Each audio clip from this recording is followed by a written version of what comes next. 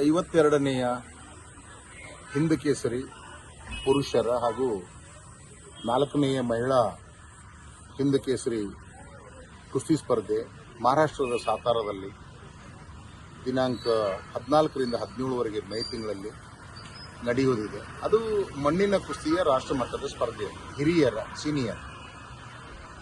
ಮೊದಲು ಆಯಾ ರಾಜ್ಯದಲ್ಲಿ ದೇಶದಲ್ಲಿ ಮಣ್ಣಿನ ಕುಸ್ತಿಗಳು ನಡೀತಾ ಇದ್ದವು, ಆಡ್ತಾ ಇದ್ರು. ಒಂದಿಷ್ಟು ಕ್ಯಾಶ್ ಅವಾರ್ಡ್ ಬಹುಮಾನ ಸಿಗ್ತಿತ್ತು, ಒಂದಿಷ್ಟು ಚಪ್ಪಾಳೆ ಶೀಳೆ ಸಿಗ್ತಿತ್ತು, ಶಬಾಷ್ಗಿರಿ ಸಿಗ್ತಿತ್ತು. ಆದರೆ ಸರ್ಕಾರ ಮಟ್ಟದ ಯಾವ ಫೆಸಿಲಿಟಿಗಳು ಸಿಗ್ತಿರಲಿಲ್ಲ. ಇದು ಮಣ್ಣಿನ ಕುಸ್ತಿ ಭಾರತಕ್ಕೆ ಸೀಮಿತವಾದದ್ದು ಅನ್ನುವಂಥ ಒಂದು ವಿಚಾರ ಇತ್ತು ಎಲ್ಲರ ತಲೆಯಲ್ಲಿ, ಸರ್ಕಾರದಲ್ಲಿ, ಜನಸಾಮಾನ್ಯರಲ್ಲಿ. ಇಂದು ನಮ್ಮ ಸೌಭಾಗ್ಯದ ಬಾಗಿಲು ತೆಗೆದಿದೆ ಅನ್ಬೇಕು ಕುಸ್ತಿ ಕುಲಿದ್ದು. ವರ್ಲ್ಡ್ ಲೆವೆಲಲ್ಲಿ ಯುನೈಟೆಡ್ ವರ್ಲ್ಡ್ ರೆಸ್ಲಿಂಗ್ ಅನ್ನುವಂಥದ್ದು ಏನಿದೆಯೋ ಜಾಗತಿಕ ಕುಸ್ತಿ ಸಂಘ, ಅವರಿಂದ ಈ ಮಣ್ಣಿನ ಕುಸ್ತಿಗೂ ಒಂದು ಮಾನ್ಯತೆ ಸಿಕ್ಕಿದೆ. ಇದು ಒಂದು ದಿನ ಒಲಿಂಪಿಕ್ನಲ್ಲಿ ನಡೀತದೆ ಕಾರ್ಯಕ್ರಮ. ಅದಕ್ಕೆ ಆ ಮಾನ್ಯತೆ ಸಿಕ್ಕಿರೋದ್ರಿಂದ ನಮಗೆಲ್ಲರಿಗೂ ಕುಸ್ತಿ ಕುಲದವರಿಗೆ ಸಂತಸವಾಗಿದೆ, ಹರ್ಷವಾಗಿದೆ.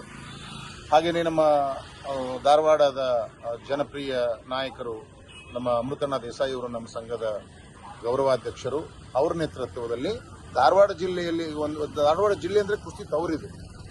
ನಾವು ಕುಸ್ತಿ ಹಬ್ಬ ಎಲ್ಲ ಮಾಡಿಸಿ ನೋಡಿದೀವಲ್ರಿ, ಲಕ್ಷಾಂತರ ಜನ ಅದನ್ನ ಅನುಭವಿಸಿದ್ರು. ಮತ್ತೆ ಇನ್ನೊಬ್ಬರ ಮಕ್ಕಳ ಮೇಲೆ ಚಪ್ಪಾಳೆ ತಟ್ಟುವಂತ ಹೃದಯವಂತರು ಕೂಡ ಈ ಧಾರವಾಡದಲ್ಲಿರೋದ್ರಿಂದ ಈ ಪ್ರಥಮ ಈ ಒಂದು ಆಯ್ಕೆ ಪ್ರಕ್ರಿಯೆಯನ್ನ ಗಣ್ಯರ ಒಂದು ನೇತೃತ್ವದಲ್ಲಿ ಧಾರವಾಡದಲ್ಲಿ ಇದನ್ನು ತಗೊಂಡು ಕರ್ನಾಟಕ ತಂಡದ ಒಂದು ಸೆಲೆಕ್ಷನ್ ಮಾಡಿಕೊಂಡು ಆಯ್ಕೆ ಮಾಡಿಕೊಂಡು ಪುರುಷ ಮತ್ತು ಮಹಿಳೆಯರನ್ನ ನಾಳೆ 3ನೇ ತಾರೀಕು ರವಿವಾರ ದಿನ ಭಾನುವಾರ ನಮ್ಮ ಕೆಸಿಡಿ ಮೈದಾನದಲ್ಲಿ ಬಿಸಿಲು ಭಾಳ ಇರುವುದರಿಂದ ಬೆಳಗ್ಗೆ 10 ಗಂಟೆಯಿಂದ ಮಧ್ಯಾಹ್ನ 12 ಗಂಟೆವರೆಗೆ ತೂಕ ಮಾತ್ರ ತೆಗೆದುಕೊಂಡು ಅವ್ರದ್ದೊಂದು ಮೆಡಿಕಲ್ ಅಂತ ನಡೆಯುತ್ತೆ. ಅದನ್ನು ಮಾಡಿ ಸಂಜೆ 5 ಗಂಟೆಯಿಂದ ರಾತ್ರಿ 8 ಗಂಟೆಯವರೆಗೆ ಆಯ್ಕೆ ಪ್ರಕ್ರಿಯೆ ಸೆಲೆಕ್ಷನ್ ಟ್ರಯಲ್ಸ್ ಅನ್ನ ನಡೆಸಿ ತಂಡವನ್ನು ಅಲ್ಲಿ ಕರ್ಕೊಂಡು ಹೋಗೋದು. ಆಮೇಲೆ ಹಿಂದ್ ಕೇಸರಿ ಪ್ರಶಸ್ತಿ ಅಲ್ಲದೆ ಬೇರೆ ಬೇರೆ ತೂಕಗಳಿದ್ದಾವೆ. ಆ ತೂಕಗಳಲ್ಲೂ ಕೂಡ ಪೈಲ್ವಾನರುಗಳನ್ನು ಸೆಲೆಕ್ಷನ್ ಮಾಡಿಕೊಂಡು ಕರ್ಕೊಂಡು ಹೋಗುವಂಥದ್ದಾಗ್ತದೆ. ಅಲ್ಲಿ ಆಸೆ ಪಡ್ತೀವಿ ನಮ್ಮ ಕರ್ನಾಟಕದವರು ಹಿಂದ್ ಕೇಸರಿ ಆಗಿ ಬರಲಿ ಅಂತ, ಗೆದ್ದು ಬರಲಿ ಅಂತ. ಈ ಹಿಂದ್ ಕೇಸರಿ ಪ್ರಶಸ್ತಿ ಗೆಲ್ಲುವಂಥ ಕುಸ್ತಿಪಟುವಿಗೆ ಒಂದು ಕಾರ್ ಇರ್ತದೆ. ಹಾಗೆಯೇ 2ನೇ ಪ್ರಶಸ್ತಿ ಟ್ರ್ಯಾಕ್ಟರ್ ಇರ್ತದೆ, 3ನೇ ಪ್ರಶಸ್ತಿ ಬುಲೆಟ್ ಗಾಡಿ ಇರ್ತದೆ, 4ನೇ ಪ್ರಶಸ್ತಿ ಸ್ಪ್ಲೆಂಡರ್ ಗಾಡಿ ಇರ್ತದೆ, ಮತ್ತೆ ಕ್ಯಾಶ್ ಅವಾರ್ಡು ಇರ್ತದೆ. ಮಹಿಳೆಯರಿಗೂ ಒಂದು ಆಲ್ಟೋ ಗಾಡಿ ಇದೆ, ಆಮೇಲೆ ಬೇರೆ ಬೈಕ್ಗಳಿದ್ದಾವೆ.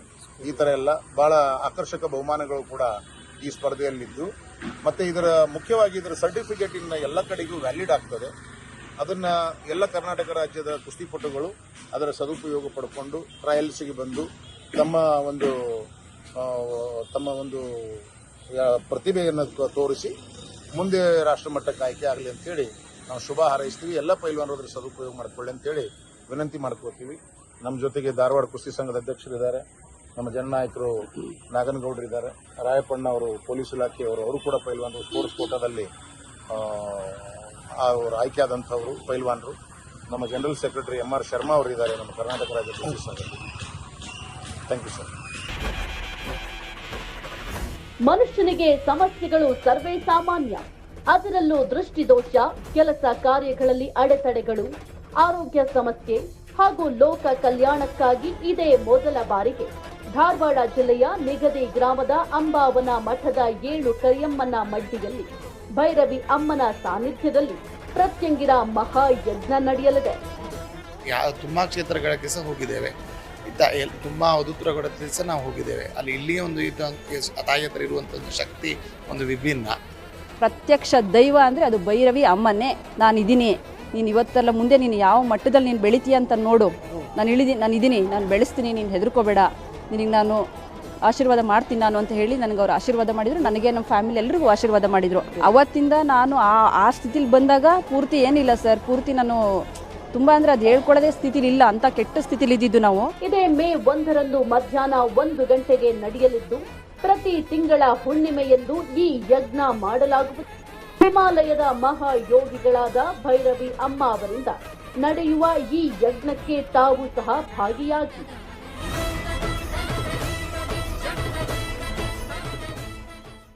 ರವಿವಾರ ದಿವಸ 3ನೇ ತಾರೀಕು ದಿವಸ ನಮ್ಮ ಧಾರವಾಡದಲ್ಲಿ ಕುಸ್ತಿ ತಂಡದ ಆಯ್ಕೆಯನ್ನು ನಮ್ಮ ಧಾರವಾಡ ಜಿಲ್ಲೆಯಿಂದ ಇಟ್ಟುಕೊಂಡಿದ್ದೇವೆ. ರಾಜ್ಯ ಮಟ್ಟದ ತಂಡವನ್ನು ಆಯ್ಕೆ ಮಾಡಿ ರಾಷ್ಟ್ರ ಮಟ್ಟಕ್ಕೆ ಮಹಾರಾಷ್ಟ್ರದಲ್ಲಿ ನಡೀತಾ ಇದೆ ರಾಷ್ಟ್ರ ಮಟ್ಟದ ಕುಸ್ತಿ ಸ್ಪರ್ಧೆ, ಎದು ಕೇಸರಿ ಪ್ರಶಸ್ತಿ ಸ್ಪರ್ಧೆ. ಅಲ್ಲಿಗೆ ನಮ್ಮ ಇಡೀ ಕರ್ನಾಟಕದಲ್ಲಿ ಎಲ್ಲ ಪೈಲ್ವಾನರನ್ನ ಆಯ್ಕೆಗೆ ಕರೆದಿದ್ದೇವೆ. ಆಯಾ ತೂಕದಲ್ಲಿ ಭಾಗವಹಿಸಿ ಅವರು ಆಯ್ಕೆಯಾದ ನಂತರ ಇಲ್ಲಿಂದ ನಮ್ಮ ಕರ್ನಾಟಕ ತಂಡದಿಂದ ರಾಷ್ಟ್ರ ಮಟ್ಟಕ್ಕೆ ಆಯ್ಕೆ ಮಾಡಿ ಕಳಿಸ್ತೇವೆ. ಅಲ್ಲಿ ಅವರು ಪ್ರಶಸ್ತಿ ಪಡೆದ ನಮ್ಮ ಕರ್ನಾಟಕದ ಹೆಸರನ್ನು ತರಲಿ ಅಂತೇಳಿ ಆಶಿಸ್ತಾ ಒಂದೆರಡು ಮಾತು.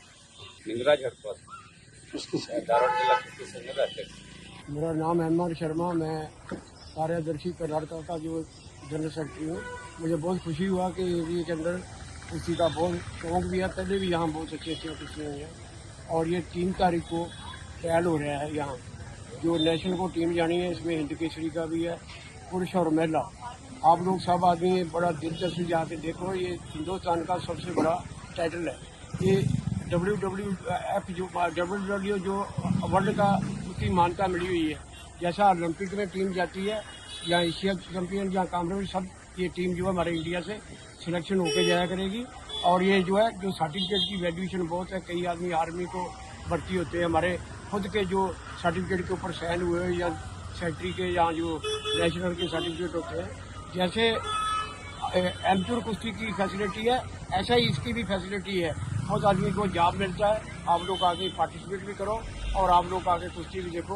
जय हिंद, जय कर्नाटक।